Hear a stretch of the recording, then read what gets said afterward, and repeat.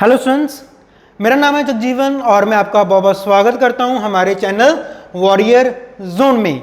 तो warrior zone all the warriors के लिए बना हुआ ये चैनल है। जो भी अपनी ज़िंदगी में एक अच्छा वॉरियर बनना चाहता है through the defence studies, warrior जो हमारी आर्मी है उनको ज्वाइन करना चाहते हैं, चाहे फिर वो CDS के थ्रू हो, चाहे फिर वो FCAT के थ्रू हो या फिर वो NDA हो, तो हम यहाँ पे स्पेसिफिकली जो तैयारी करवा रहे हैं वो सारे के सारे डिफेंस एग्जाम्स के लिए तैयारी करवा रहे हैं। और जैसा कि आपको पता ही है, मैं यहाँ पे डेली आपको इंग्लिश टीच करता हूँ, तो इंग्लिश की फिर से हम वोकैबुलरी लेके आए हैं। यहाँ पे हर बार जितने भी हमारे लेक्चर्स होंगे उनकी स्टार्टिंग कहाँ से होगी? वोकैबुलरी से। और वोकैबुलरी के बाद इसके बाद जो नेक्स्ट टॉपिक्स हैं वो हम साथ साथ करते रहेंगे। तो चलिए ज़्यादा देर ना करते हुए हम स्टार्ट करते हैं हमारी आज की वोकैबुलरी। लेकिन आपको पता है कि वोकैबुलरी स्टार्ट करने से पहले हम क्या करते होते हैं, जो हमने प्रीवियस पढ़ा हुआ है उस वोकैबुलरी को एक बार रिवाइज कर लेते हैं थोड़ा सा, ताकि हमें भी पता चलता रहे कि जो हमें कोई फ़ायदा भी हो रहा है कि नहीं हो रहा। कहीं ऐसा तो नहीं कि हम पढ़ पढ़ के भूलते जा रहे हैं। ठीक है, तो चलो फिर पिछले पहले 5 वर्ड्स हैं वो करेंगे, फिर आज के जो नए 5 वर्ड्स हैं वो करेंगे, और एंड पे हमारे पास क्या होगा? Idiom phrases. चलिए स्टार्ट करते हैं जी बाइंड से। ये हमने कल वर्ड किया था बाइंड। बाइंड का मतलब क्या होता है? बाइंड का मतलब होता है, कल हमने बात की थी कि जैसे आपने बुक को बाइंड करवाना है, बांधना है ना, किसी चीज़ को जोड़ के रखना, बांध कर रखना, तो उसे हम क्या कहते हैं? बाइंड। और इसका एंटोनियम क्या था? रिलीज कर देना, क्योंकि जब रिलीज करोगे तो उसको छोड़ दोगे आप। नेक्स्ट वर्ड है जी हमारे पास बीफॉग्ड। ये वर्ड भी हमने कल ही किया था। बीफॉग्ड का मतलब क्या होता है? हमने बात की थी फॉग से। ठीक है, जब चारों तरफ से फॉग आ जाती है या कह लो डिम लाइट हो जाती है, हमें कुछ एग्जैक्ट क्लियर नहीं दिख पाता, या हमने यहाँ पे इसका सिनोनिम किया था बीक्लाउडेड, है ना। बीक्लाउडेड का मतलब कि सारी तरफ बादल हैं, कुछ दिख नहीं रहा, या फिर डिम हो चुका है, दिख नहीं रहा, या फिर बीफॉग्ड। और इसका ऑपोजिट क्या था? क्लियर हेडेड, ताकि जहां हमें सारा कुछ आसानी से दिखाई दे रहा है, क्लियर हेडेड। नेक्स्ट वर्ड है जी हमारा बसल। बसल का मतलब आपको याद होगा कि हमने जो बसल वर्ड है वो याद किया था वर्ड हसल एंड बसल से। हसल एंड बसल का मतलब क्या होता है? चहल पहल, है ना। जहाँ पे एक्टिव मार्केट्स वगैरह चलती हैं या कुछ और चीज़, मतलब बड़ी चहल पहल है यहाँ पे, हसल एंड बसल, तो वहाँ से हमने वर्ड याद किया था। और इसका जो एंटोनियम था हमारे पास वो क्या था? इसका एंटोनियम था हमारे पास स्लोनेस। एक्सियोम। एक्सियोम का मतलब क्या था? ये हमने कैप्टन व्योम से याद किया था कि कैप्टन व्योम क्या था? वो हमेशा अपनी ही मानता था, वो स्वयं सिद्ध था, वो उसको लगता था कि सारा कुछ मैं जो भी बोल रहा हूँ मैं सब सही बोल रहा हूँ। तो एक्सियोम का मतलब होता है स्वयं सिद्ध होना। और लास्ट वर्ड है जी हमारे पास एडजंक्ट। ये वर्ड हमने याद किया था जंक्शन से। जंक्शन क्या करता है? चीज़ों को जोड़ देता है ना, ऐड कर देना। तो और इसका जो एंटोनियम होगा फिर वो क्या था? सेपरेटेड कर देना या सब्ट्रैक्ट कर देना। तो एडजंक्ट, एडजंक्ट, ऐड का मतलब होता है ऐड कर देना किसी चीज़ को। ठीक है जी, तो ये हो गए हमारे प्रीवियस 5 वर्ड्स। आज हम बात कर रहे हैं हमारे आज के नए 5 वर्ड्स की। तो सबसे पहला जो वर्ड है हमारे पास वो है ब्लंट। ब्लंट क्या होता है? ब्लंट कहा जाता है मंद बुद्धि को। ठीक है, आपने एक कॉमन वर्ड सुना होगा, मतलब यार ये बच्चा ना मंद बुद्धि है ना। तो जो मंद बुद्धि है दैट इज कॉल्ड ब्लंट। ठीक, जहाँ कह लो कम बुद्धि का होना, या वो बच्चे जिनके पास ज़्यादा शार्पनेस नहीं है, जो ज़्यादा इंटेलिजेंट नहीं है, उन्हें ब्लंट कहा जाता है। तो ब्लंट का जो सिनोनिम होता है फिर वो क्या होगा हमारे पास? कॉमन सा वर्ड है डल। कॉमन सी बात है, हाँ हम कहते हैं यार ये तो डल है, इससे समझ नहीं आ रहा। कई बार टीचर खफा होकर किसी बच्चे को कह देते हैं ना, तुम तो डल हो, तुम्हें कुछ समझ नहीं आ रहा, यानी कि ब्लंट थोड़ा सा मानसिक वाली बात भी हो जाती है। डल एक कॉमन वर्ड आ जाता है उसी चीज़ को लेके। तो ब्लंट का मतलब है कम बुद्धि का होना, डल होना, या फिर हम उसे क्या कहते हैं? इनसेंसिटिव। जो सेंसिटिव नहीं है, जो चीज़ों को समझ नहीं पा रहा, सेंस नहीं है उसमें, इनसेंसिटिव। और इसका जो एंटोनियम वर्ड बना हमारे पास वो क्या बना फिर? कीन। कीन कौन होता है? तेज, है ना। शार्प, वो भी तेज होता है। तो कीन या शार्प क्या बन गए? उसके एंटोनिम्स हैं। और डल और इंसेंसिटिव क्या है? किसके सिनोनिम्स हैं? द वर्ड ब्लंट के। नेक्स्ट वर्ड की अगर हम बात करते हैं जी, नेक्स्ट वर्ड है हमारे पास बॉयस्टेरियस। बॉयस्टेरियस वर्ड कहाँ से आपने याद रखना है? देखो बॉयस, ठीक है, वॉइस, यहाँ आपने वर्ड याद रखना है वॉइस, कि मैं इस चीज़ के खिलाफ आवाज़ उठा सकता हूँ, मेरी आवाज़ इतनी ज़्यादा गर्जकारी है। तो बॉयस्टेरियस का मतलब होता है गर्जकारी होना। गर्जकारी का मतलब होना कि आप एक हिम्मत रखते हो किसी चीज़ को बोलने की, आपकी अपीयरेंस ऐसी है कि आप एक राउडी लगते हो। जैसे यहाँ पे है क्लैमरस होना या राउडी होना, है ना। तो राउडी कौन होते हैं? एक तो आप मूवीज़ में देखते हैं या आप गुंडागर्दी वाले को देखते हैं, वो चीज़ नहीं। राउडी का मतलब क्या होता है? जो बंदा सिस्टम के खिलाफ, जो गलत सिस्टम है उसके खिलाफ आवाज़ उठाता है, जो हिम्मत रखता है, जो साहस रखता है, उसे हम कहते हैं बॉस्टीरियस। हम कहते हैं यार ये बंदा सही को सही कहने का दम रखता है, ये बंदा गलत को गलत कहने का दम रखता है, ये आवाज़ उठाता है चीज़ों के खिलाफ, तो दैट इज कॉल्ड बॉस्टीरियस। क्लैमरस या राउडी। और उसके ऑपोजिट वर्ड क्या हुआ हमारे पास? प्लेसिड या फिर काम, जो सब कुछ देख के भी शांत रहता है, भी चलो हमें क्या लेना, कोई बात नहीं, जो होता है होने दो, सब कुछ ऐसा ही होता है।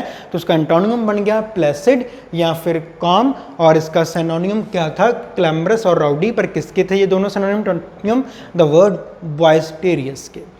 नेक्स्ट वर्ड है हमारे पास बोल्ड।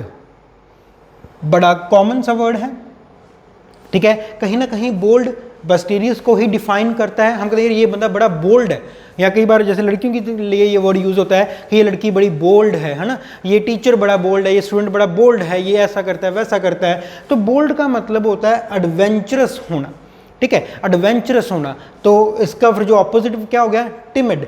टिमिड किसे कहते हैं? वीक को, ठीक है। जो वीक है, जो कुछ नहीं करता, जो हिम्मत हार जाता है जल्दी, उसे टिमिड कहा जाता है। और बोल्ड कॉमन वर्ड है, आपको पता है, मुझे नहीं लगता कि इसलिए हमें कोई निमोनिक भी चाहिए। तो बोल्ड उसका सिनोनिम क्या हुआ? एडवेंचरस। और उसका जो एंटोनियम है हमारे पास वो क्या है? That is timid. Next word पे आते हैं। Next word is busy.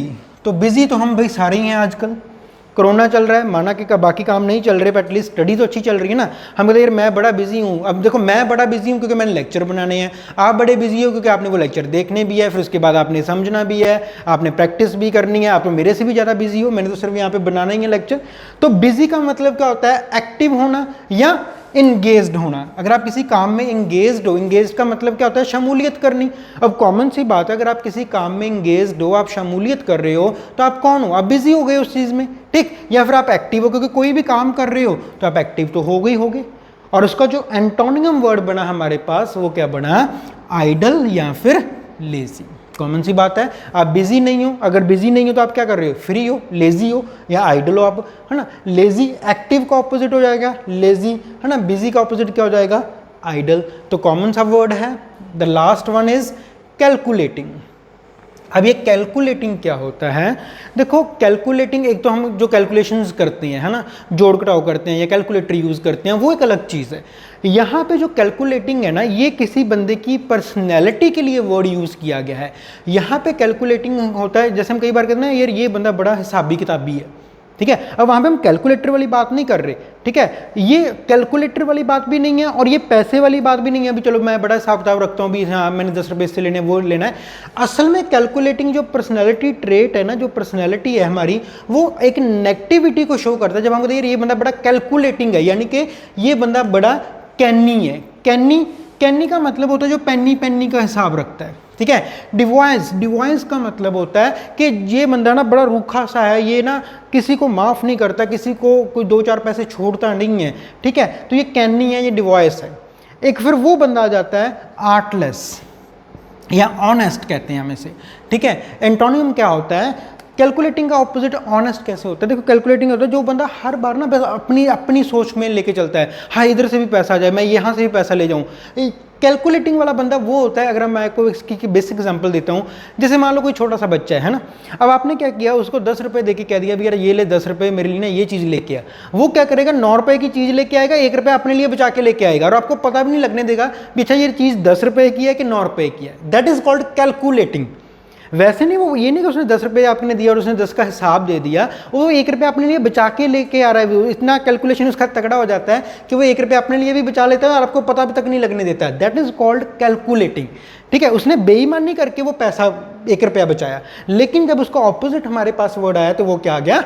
Honest, ठीक है। वो ऑनेस्ट है, जितने पैसे दिए उतने का ही आपको सामान ला के देगा, वो ऑनेस्ट है, वो आर्टलेस है, यानी कि उसमें ये आर्ट नहीं है। वैसे तो आर्ट होना एक अच्छी बात है, पर उसमें ये वाली आर्ट नहीं है कि वो ऐसे कैलकुलेट करके पैसा बचा ले और आपको पता भी ना लगने दे, ठीक है जी। तो ये हो गए हमारे 5 वर्ड्स। अब हम बात करते हैं हमारे 5 इडियम एंड फ्रेजेस की, और सबसे पहला जो हमारे पास इडियम है आज वो है read between the lines. Her student के लिए ये चीज़ बहुत ज़रूरी है that you should read between the lines. इसका मतलब क्या है?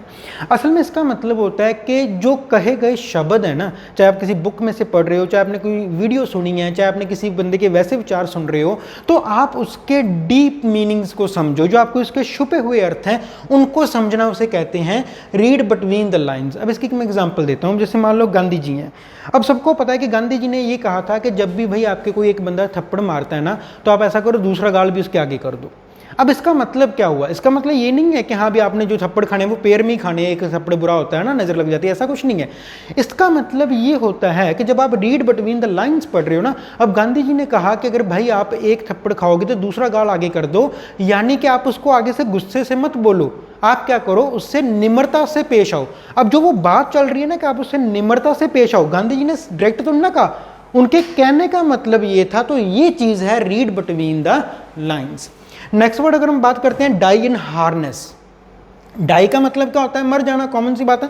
तो डाई इन हार्नेस का मतलब होता है कि जब आप नौकरी करते हुए कहीं पे मर जाते हो ना, दैट उस फ्रेज के लिए बोला जाता है डाई इन हार्नेस, कि वो बंदा नौकरी पे गया था, वहीं पे उसकी डेथ हो गई है, that is die in harness.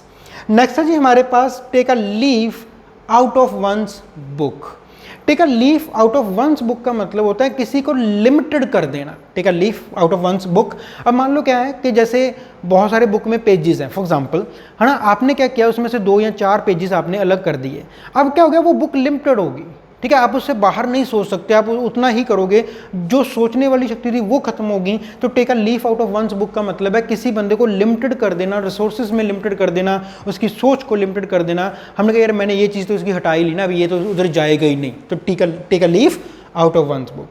Next आ गया, leave no stone unturned. Leave no stone unturned का मतलब क्या होता है कि आपने इतने ज़्यादा प्रयास करने हैं, गिनती में नहीं, आपने अपने सारे साधन को यूज़ कर लेना है किसी चीज़ को करने के लिए। मान लो आपने पेपर ही क्लियर करना है ना। अब कई बार आपने सुना होगा कि जो बच्चे पेपर क्लियर करते हैं ना, वो कई बार ऐसा भी करते हैं, वो कहते हैं सर भी मैंने तो जी देखो सारी RS अग्रवाल भी कर ली, मैंने रेहांत की बुक भी सारी पढ़ ली जी, मैंने तो लूसेंट वाली बुक भी सारी पढ़ी हुई है सर, मेरे पास ना 2 नोट्स पढ़े थे जी, मैंने वो भी देख लिया सर, मैं ऑनलाइन क्लासेस भी बहुत लगाता हूँ, ठीक है, तो मैं चाहता हूँ सर इस बार मेरा पेपर ना क्लियर हो जाए, मेरा कोई कुछ रह ना जाए। तो वो जो होता है ना, मेरा कुछ रह ना जाए, तो that is called leave no stone unturned, कि आपके पास जितने भी रिसोर्सेज हैं, जितने भी साधन हैं, आपने सभी को यूज कर लिया ताकि कोई कहीं से कोई कमी ना रह जाए, ठीक, तो वो that is leave no stone unturned. Next आ गया जी, a man of straw. Man of straw का मतलब क्या होता है? मैन विदाउट एनी सब्सटेंस, यानी कि एक जो बेचारा कमज़ोर सा आदमी होता है, जिसका अपना कोई स्टैंड नहीं होता, जिसको हर कोई डरा सकता है या धमका सकता है, उसे कहा जाता है अ मैन ऑफ स्ट्रॉ। हम कहते हैं यार ये तो बेचारा सा मर्द है, इससे क्या होगा, अ मैन ऑफ स्ट्रॉ। तो चलो यहाँ तक हमारी जो आज की वोकैबुलरी है ये सारी कंप्लीट हो चुकी है, लेकिन जाने से पहले एक बार इसको दोबारा से रिकाइल कर लेते हैं। The first one is blunt. Blunt का मतलब क्या होता है? मंद बुद्धि, जिसका दिमाग थोड़ा सा कम चलता है। नेक्स्ट वर्ड है हमारे पास बर्टीरियस, यानी कि जो आवाज़ उठाता है ना, जिसकी आवाज़ बुलंद होती है, जो राउडी होता है, दैट इज़ बर्टीरियस। बोल्ड, बोल्ड का मतलब एडवेंचरस होना। बिजी, जो हम सारे ही हैं आजकल। कैलकुलेटिंग, हेरा फेरी करके पैसा जमा करना, calculating. Read between the lines, lines के अर्थों को, जो छुपे हुए अर्थ हैं उनको समझना। फिर आ गया डाई इन हार्नेस, जॉब करते हुए डेथ हो जाना। Take a leaf out of one's book, किसी को लिमिटेड कर देना। लीव नो स्टोन अनटर्न्ड, जितने भी आपके पास रिसोर्सेज हैं, साधन हैं, सभी को यूज़ करके कोई काम करना।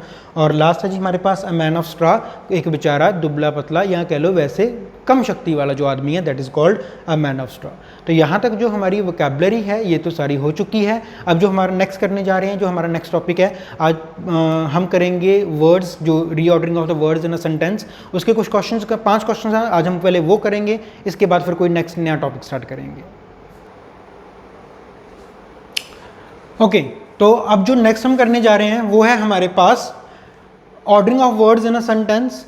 तो पिछले 3 दिन से लगातार हम ये करते आ रहे हैं। अब तो मेरे ख्याल से बहुत सारे बच्चों को एग्जैक्टली टेक्निक पता चल गई होगी। हमने यहाँ पे स्टार्टिंग में एक बात की थी कि आपने यहाँ पे करने लायक कुछ भी नहीं है, कोई ग्रामर नहीं चाहिए आपको, कुछ नहीं चाहिए, सिर्फ अगर आप ऑप्शंस के थ्रू भी करोगे तो बहुत अच्छा हो जाएगा। लेकिन अगर आज हम देखें थोड़ा सा, तो देखो आज जो सेंटेंसेस हैं वो हमारे नॉर्मल से थोड़े से बड़े सेंटेंसेस हैं। तो मैंने कहा था अगर तो आपके पास बिल्कुल छोटे छोटे सेंटेंस हैं तो आप थ्रू ऑप्शंस ही कर लो तो भी चल जाएगा।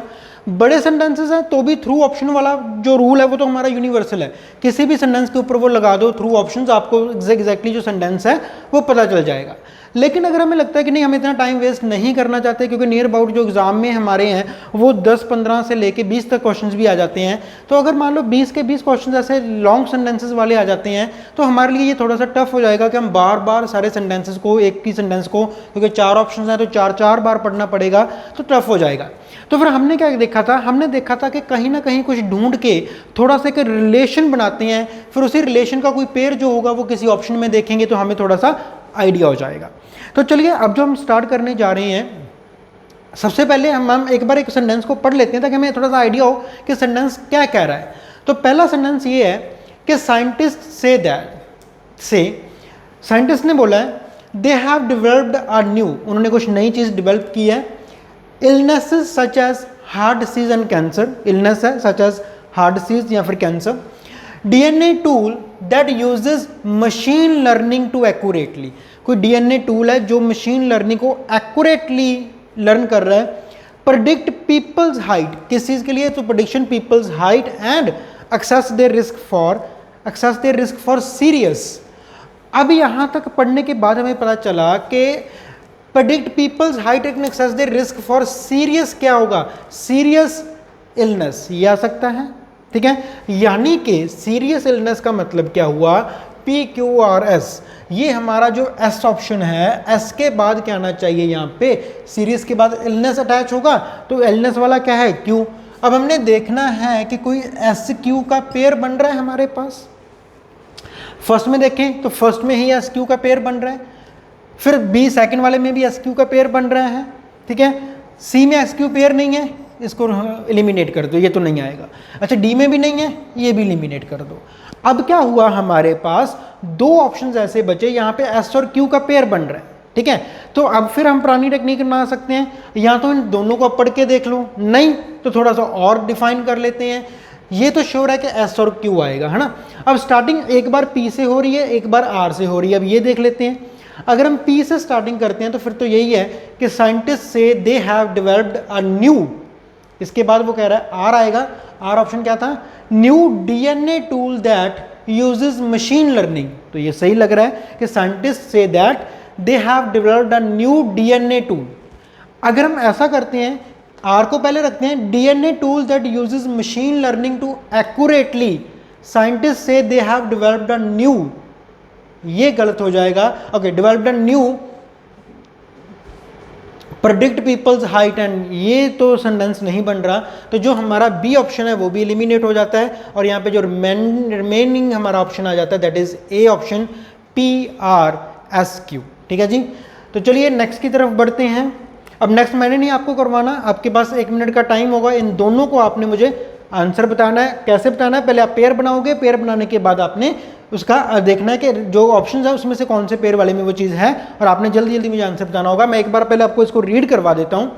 पहला है हमारे पास यहाँ पे, a rare evergreen tree, a rare evergreen tree in the southern western Ghats, research have found that common white footed ants are the best pollinators of bees, might be the best known pollinators but। अब यहाँ पे आपने indication देखो, यहाँ पे but है, यानी कि एंड पे तो आ नहीं सकता, इस बट के बाद कुछ और भी होना चाहिए। तो आपने देखना है कि एस के बाद क्या आने वाला है। अब अगर आपको एस के बाद आने वाला सही मिल जाता है, ठीक है, तो वो आपका आंसर हो जाएगा। अब देखो यहाँ पे अगर हम बात करें, यहाँ पे एस के बाद क्यू है, यहाँ पे एस के बाद फिर से क्यू है, यहाँ पे एस के बाद आर है, यहाँ पे एस बिल्कुल लास्ट में है, यानी कि ये तो लिमिनेट है, ये तो नहीं आएगा क्योंकि लास्ट पे एस आ ही नहीं सकता, ये श्योर है। बाकी बचे 3, इसमें से आपने आंसर बताना है। अभी कोशिश मत करो, पहले एक बार ये वाला पढ़ लो। से फ्रॉम देयर 40s ऑनवर्ड्स, ठीक है, फ्रॉम देयर 40s, यानी कि जो जब उनकी 40 की एज हो जाती है, कि 40 की एज से ही उनको ये करना चाहिए। इट इज़ दस अ गुड आइडिया, ये एक अच्छा आइडिया है। And continue to exercise early enough, and continue exercise early enough for senior citizens to start. अब फिर बात, अगर हम एंड पे देखें, for senior citizens to start, क्या स्टार्ट करना है, यानी कि इसके आगे कुछ बताना पड़ेगा, यानी कि फिर से क्या होगा हमारा यहाँ पे एस का पेयर बनना है, किसके साथ बनेगा वो आपने चेक कर लेना है। अब फिर यहाँ पे अगर देखते हैं हम ऑप्शंस की तरफ, तो एस यहाँ पे लैंड पे आ रखा है, ये फिर नहीं आना। हमें पता है कि इसका पेयर बनना है, किससे बनना है, तो जल्दी करो, आपके पास 1 मिनट का टाइम है। 1 मिनट में आपने मुझे ये बताना है कि इन दोनों के जो आंसर्स हैं वो कौन से हैं।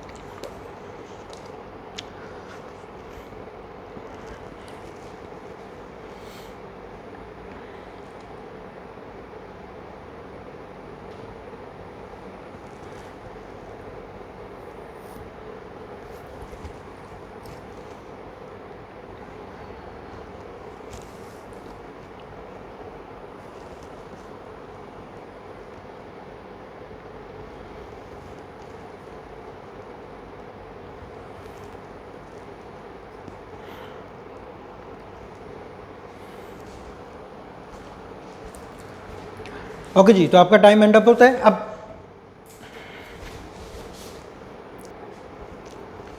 तो अब हम अपने राइट आंसर्स देख लेते हैं क्या आएंगे। ओके, जो फर्स्ट आंसर है हमारा, मैंने आपको कहा था कि यहाँ पे एस का पेयर बनना है किसी के साथ, ठीक है। हम एस का पेयर की बात करते हैं, ये हमने पहले एलिमिनेट कर दिया था लास्ट वाला ऑप्शन। अब देखो यहाँ पे आ गया bees might be the best known pollinators but, अब बट के बाद क्या आएगा,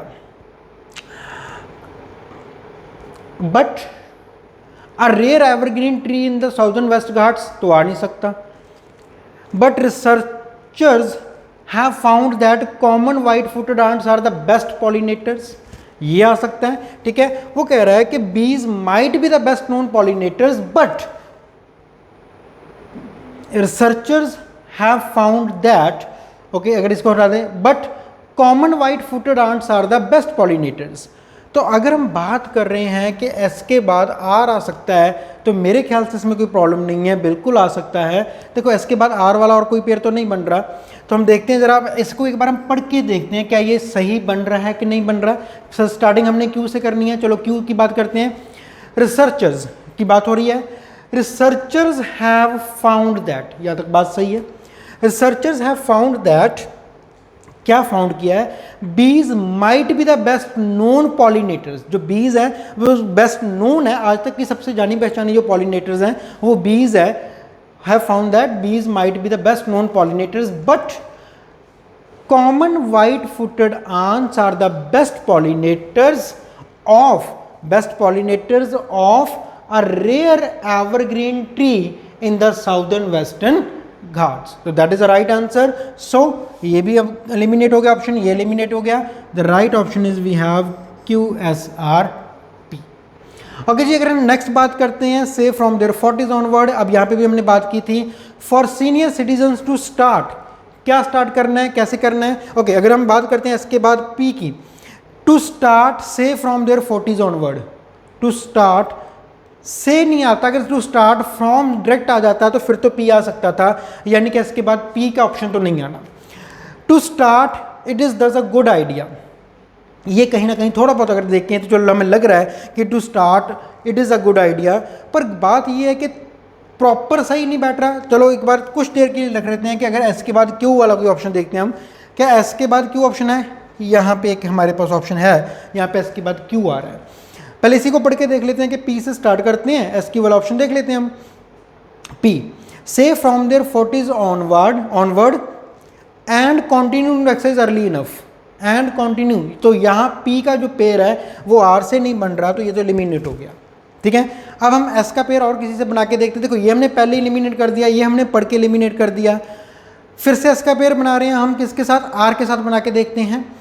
for senior citizens to start and continue to exercise early enough, ये सही हो सकता है, यानी कि हमें क्या नज़र आ रहा है कि अगर एस के बाद आर आ जाता है तो ये अच्छा एक मीनिंग ड्राइव हो रहा है। तो हमने अब देखना है एस के बाद आर, ये ऑप्शन पड़ा है, यहाँ पे तो आर पहले है एस बाद में है। अगर इसको चीज़ को देखते हैं, and continue to exercise early enough for senior citizens to start. ये तो नहीं, ये तो उल्टा हो जाएगा। तो अब ये भी एलिमिनेट है हमारे पास ऑप्शन, राइट ऑप्शन ये बचता है, पर लेकिन पहले इसको एक बार पढ़ लेते हैं क्या ये सही बोल रहे हैं हम। सो क्यू से स्टार्ट करते हैं। इट इज़ दस अ गुड आइडिया, इट इज़ दस अ गुड आइडिया, इसके बाद ऐसा आएगा गुड आइडिया किसके लिए, for senior citizens to start and continue, शुरुआत करनी और उसे कंटिन्यू करके रखना, and continue to exercise early enough से फ्रॉम देयर 40s ऑनवर्ड। तो वो जब वो 40 के होते हैं तो 40 से ही वो कहते हैं वो जो एक्सरसाइज है वो अपनी स्टार्ट करते हैं। तो ये एक गुड आइडिया है फॉर द सीनियर सिटीजन्स। तो चलो जी, यहाँ तक हमने 3 जो हमारे क्वेश्चंस हैं वो अटेम्प्ट कर लिए हैं, रिमेनिंग 2 क्वेश्चंस हैं हम वो करेंगे। ये जो अभी तक मैं आपको जितने भी ये क्वेश्चंस करवा रहा था ना, जो word ordering of the sentence के हैं, ये सारे के सारे हम प्रीवियस CDS के पेपर से ही कर रहे हैं। ये कोई मैं मॉडल टेस्ट पेपर या कहीं और से या नेट से उठा के नहीं करवा रहा, प्रीवियस पेपर में हमें यही आए हुए थे, हम यही कर रहे हैं। प्रीवियस पेपर से करने का फ़ायदा क्या होता है कि हमें एक नोशन पता चलता है। जैसे मैंने देखो पहले दिन आपको बिल्कुल सिंपल से आए हुए थे, दूसरे दिन थोड़े थोड़े हैवी सेंटेंस आने लगे, आज ये दिन ये लास्ट है हमारा और आज के ये सारे हैवी हैं, ठीक है। तो हमें पता चला कि अगर हमें 15 क्वेश्चंस भी आ रहे हैं ना एग्जाम में, 10 क्वेश्चन आ रहे हैं, 15 क्वेश्चन आ रहे हैं, तो हमें पता है कि उसमें मिक्स आने वाले हैं, सारे टफ नहीं आने वाले, सारे इजी नहीं आने वाले। स्टार्टिंग वाले इजी थे, लेकिन जैसे जैसे हम आगे बढ़ते गए हमारे पास जो सेंटेंसेज हैं वो टफ आने लगे। तो आपने अपने माइंड को उसी तरह प्रिपेयर करके जाना है कि जब आप पेपर देने जाओगे, ये नहीं कि हर एक चीज़ आपको आसान आएगी, पर ये भी नहीं कि हर एक चीज़ मुश्किल आएगी। तो जो रिमेनिंग 2 हैं अब हम पहले वो कर लेते हैं, फिर हम आज एक नया टॉपिक स्टार्ट करेंगे।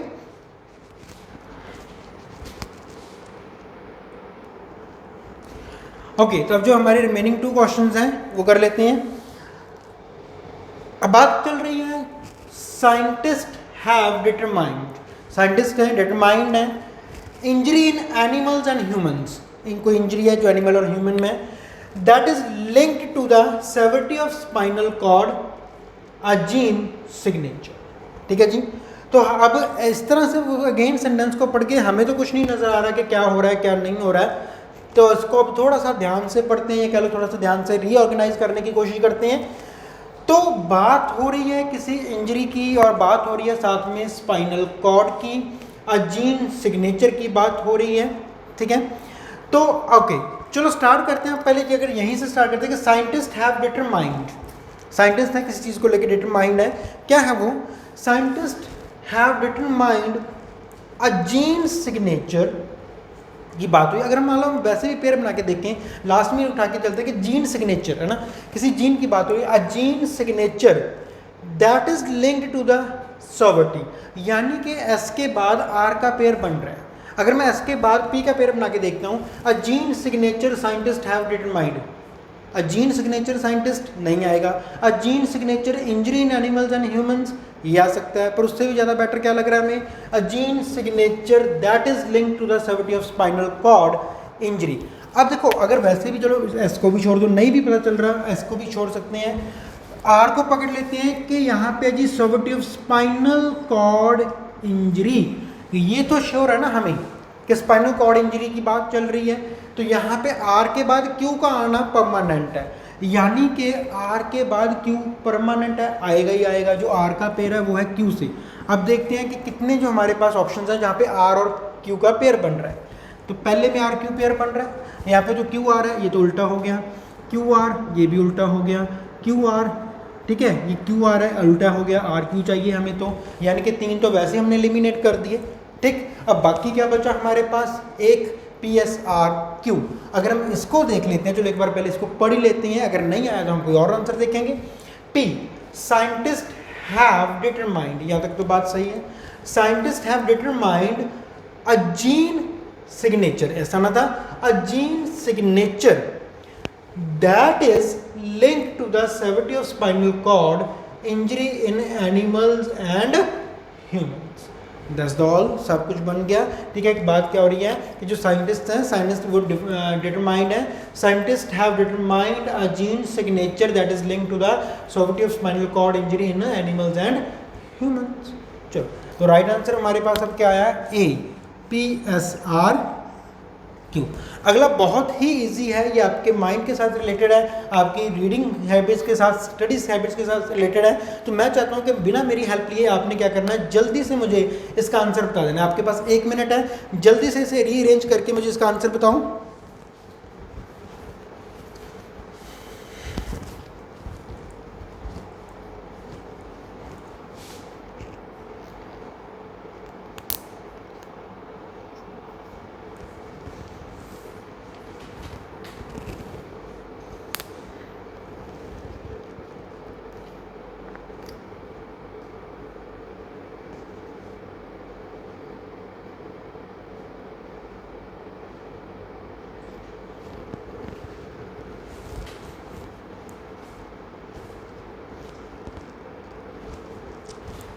ओके जी, तो राइट आंसर है जी इसका B, SPRQ।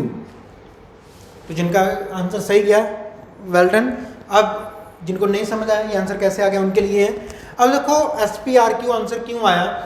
Like a muscle and repeating the process and stable reading circuit helps the child build strong the brain works. कुछ नहीं समझ आ रहा तो अब पहले ऑप्शन से लेके चलते हैं।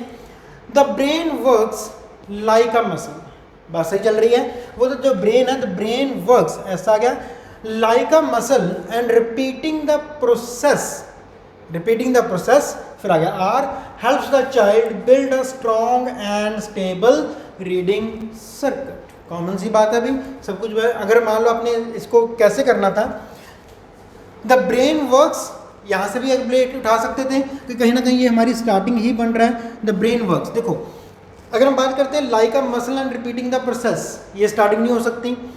अगर हम बात करते हैं एंड स्टेबल रीडिंग, ये स्टार्टिंग नहीं हो सकती थी।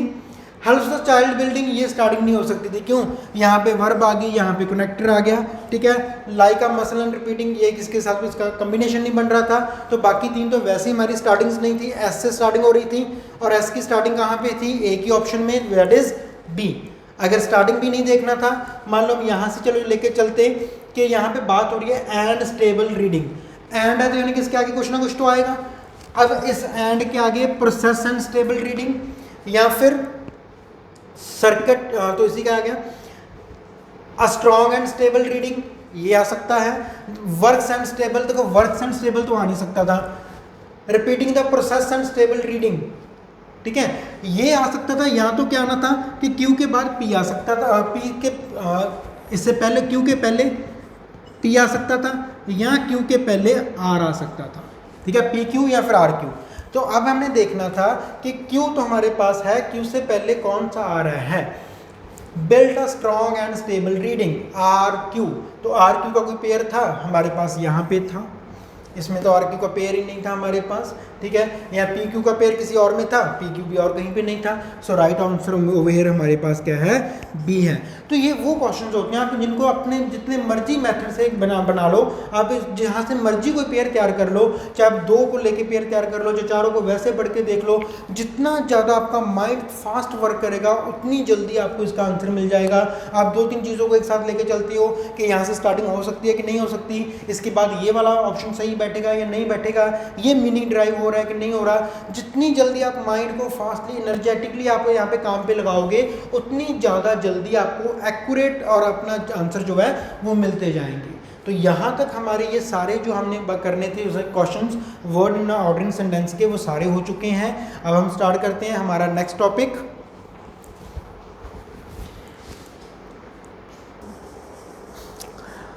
ओके जी, तो आज हम जो एक नया टॉपिक स्टार्ट करने जा रहे हैं, ये जो हमने प्रीवियस टॉपिक किया ना, तो words, order of the words in a sentence, ये कह लो उसी का एक बड़ा वर्जन या कह लो इम्प्रूव्ड वर्जन है।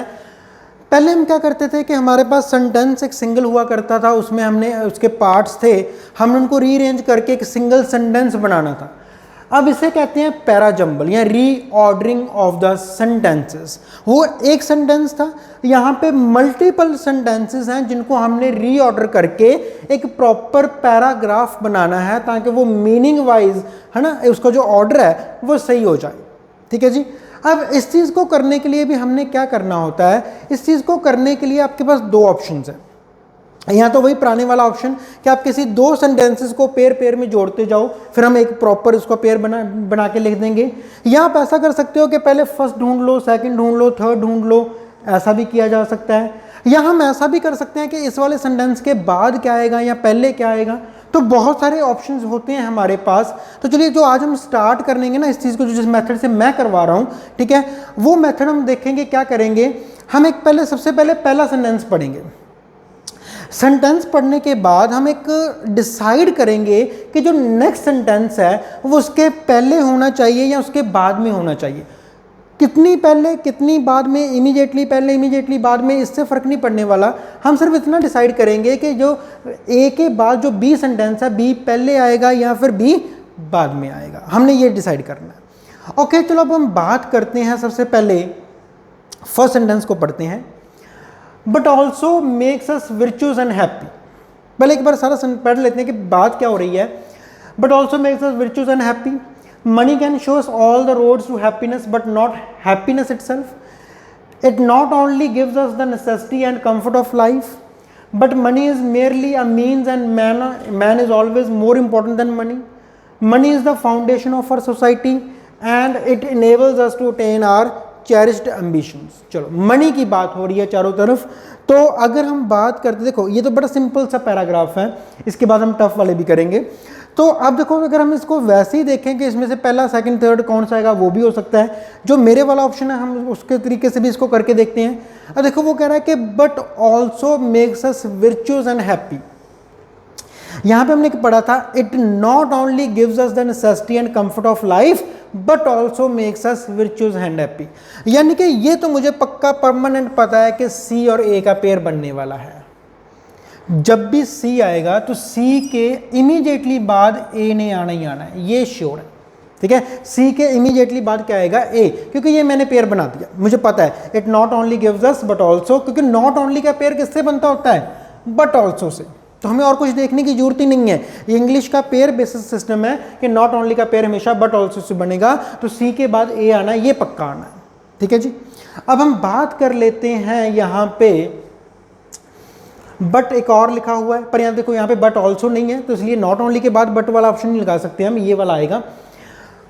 Money is foundation of our society. Money की बात हो रही है, हमने देखा कि जो स्टार्टिंग है वो मनी से हो रही है कि money is the foundation of our society. तो मैंने यहाँ पे ई लिख लिया, मुझे लगा कि ये स्टार्टिंग है तो हमने यहाँ पे ई लिख लिया। Money is the foundation of our society and it enables us to attain our cherished ambitions। या फिर money is the foundation of society but money is merely a means and man is always more important than money, ठीक है। यह यहाँ पे पढ़ा है, money is the foundation of society, money can show us all the roads to happiness but not happiness itself. तो अब जो मुझे ये लग रहा है कि देखो ई सबसे पहले स्टार्टिंग में ही आने हैं। जो बाकी जितने भी हमने ऑप्शंस पढ़े हैं उनमें से हमें कोई भी एक ऐसा सेंटेंस नज़र नहीं आया जो ई से भी पहले आ सके। तो यानी कि ई स्टार्टिंग है हमारा। इसके बाद अब देखते हैं, हम नेक्स्ट पढ़ते हैं। अगर हम इसको देखते हैं कि money is the foundation of society and it enables us to attain our cherish ambitions, ठीक है। ओके, यहाँ पे ई के बाद एफ आ रहा है, पेयर बन रहा है, सही नजर आ रहा है, ठीक है। हमने यहाँ पे लिख लिया कि ई के बाद क्या आना है जी, एफ आना है। अगर मान लो मुझे शक है कि नहीं एफ नहीं आएगा, या मुझे इतना तो पता है कि ई के बाद एफ आएगा, मुझे ये नहीं पता चल रहा कि एफ आना कहाँ पे। ई मैंने यहाँ पे लिखा है, एफ मैंने यहाँ पे लिखा है। मे बी ये इमीडिएटली बाद हो, मे बी ये बिल्कुल लास्ट में आता हो, पर मुझे ये पता है कि जब भी एफ आएगा ना वो ई के बाद में ही आएगा, इतना तो मुझे पता चल गया ना, ठीक है। फिर हम बात करते हैं, but money is merely a means and man is always more important than money। अब यहाँ पे जब बात हो रही थी, it not only gives us the necessity and comfort but also makes us virtuous and happy की बात हुई है। इसके बाद फिर दोबारा यहाँ पे हैप्पीनेस की बात हो रही है, ठीक है। तो हमने क्या देखा कि जो भाई सी है, सी के बाद ए आया, अच्छा ए के बाद बी आ सकता है, क्योंकि यहाँ पे पहले हैप्पी की बात हुई, फिर उन्होंने उसी हैप्पीनेस को आगे ड्राइव करके लेके आए। तो यानी कि जो बी है वो ए के बाद ही आएगा, ठीक है ना।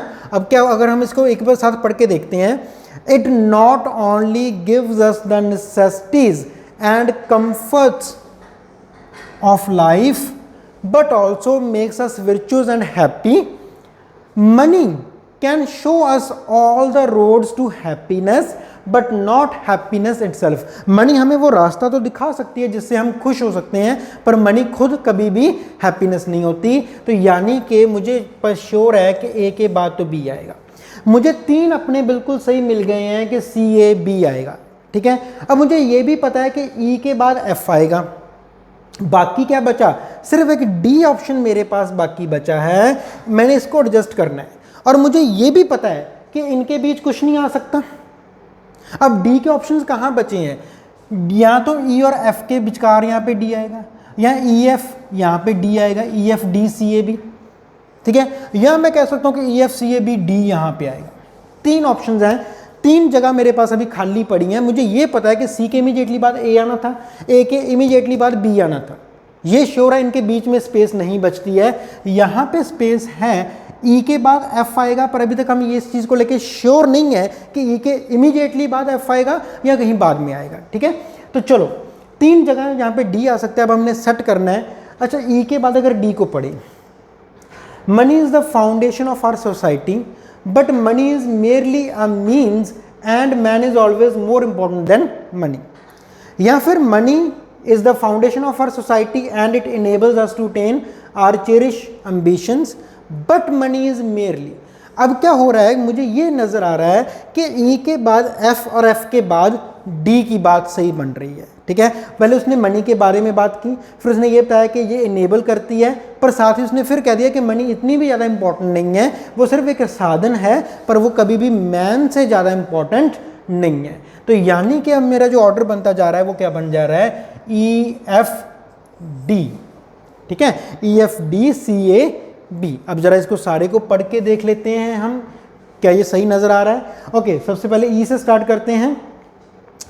Money is the foundation of our society, ठीक है भाई, and it enables us to attain our cherish ambition. Money की बात हो रही है, इसे हमें क्या करती है, हमने वो बात कर ली। But money is merely a means and man is always more important than money. It not only gives us the necessity and comforts of life, but also makes us virtuous and happy. Money can show us all the roads to happiness, but not happiness itself. तो that's all for today. यहाँ तक हमने क्या किया, मैंने आपको सिर्फ एक छोटी सी झलक दी है कि जो रीऑर्डरिंग ऑफ सेंटेंसेस हैं, और सिर्फ हमने आज क्या किया, एक माइंड में अपने कंसेप्ट को नया बिठाया कि रीऑर्डरिंग ऑफ सेंटेंसेस कुछ इस तरह से हो सकती है। आप उसके पेयर बना सकते हो, या आप उसमें वैसे भी फर्स्ट सेकंड थर्ड ढूंढ सकते हो, या आप ये ढूंढ सकते हो कि पहले कौन आएगा, इसके बाद सेकंड कौन आएगा। मैंने क्या किया, ये तीनों ही पैटर्न को मैंने ना मिक्स सा कर दिया है, इसलिए मिक्स कर दिया है ताकि एक बार हमें थोड़ा सा आइडिया हो जाए कि स्टार्टिंग, जैसे मैंने क्या किया, पहले मैंने 2 का पेयर बना लिया सी ए का, फिर मैंने आपको सीधे ही कह दिया कि ये हमारे पास स्टार्टिंग में आ रहा है। मैंने सारा पढ़ा, हमने देखा कि यार सबसे ज़्यादा जो मोस्ट इंपॉर्टेंट हमें लग रहा है स्टार्टिंग सेंटेंस वो ई है। फिर मैंने कहा कि आप ये चेक करो कि जो एफ है वो इसके बाद आएगा या पहले आएगा। तो मैंने तीनों ऑप्शन, जो 3 ट्रिक्स होती हैं हमारे पास इसको सॉल्व करने की, मैंने एक बार क्या किया, तीनों ही आपको एक ही पैराग्राफ में तीनों को यूज़ करके दिखा दिया। लेकिन अब जब हम नेक्स्ट क्लास में इसको डिटेल के साथ करेंगे तो हम वहाँ पे एक ही टेक्निक को लेके चलेंगे। फिर धीरे धीरे जब हम ट्रेंड हो जाएंगे एक एक सिंगल टेक्निक में, तो हम, जैसे आज मैंने यहाँ पे तीनों टेक्निक्स को एक साथ में मर्ज कर दिया, तो जब हम ट्रेंड हो जाएंगे टेक्निक्स को यूज़ करने में, तो हम क्या करेंगे, दोबारा से उस चीज़ को ऐसे ही जैसे हमने आज पहले वाला किया, लाइन तक जाते जाते मैं आपको भी इतना ट्रेंड कर दूंगा कि आप इजीली इसके जो आंसर्स हैं वो आपको मिल पाए। That's all for today. Thank you for watching the video. लेकिन अगर अभी तक आपने हमारा चैनल वॉरियर जोन सब्सक्राइब नहीं किया है तो इसको जल्दी से सब्सक्राइब कर दो। और हर रोज़ की तरह जो मैं आपको एक रिक्वेस्ट करता हूँ कि अगर आपको वीडियो अच्छी लगती है तो please like the hit button, ताकि हमें भी पता चल जाए कि whatever we are doing, तो उसका एक प्रेज हो जाती है, या हमें पता चलता है कि हाँ the work is liked by someone, only then we are motivated कि हाँ यार हमारा काम पसंद आ रहा है, किसी को एक कमेंट आ रहे हैं, अच्छे कमेंट्स आ रहे हैं, तो हम मोटिवेटेड रहते हैं, हम भी आगे आगे बढ़ते रहते हैं। That's all, thank you very much.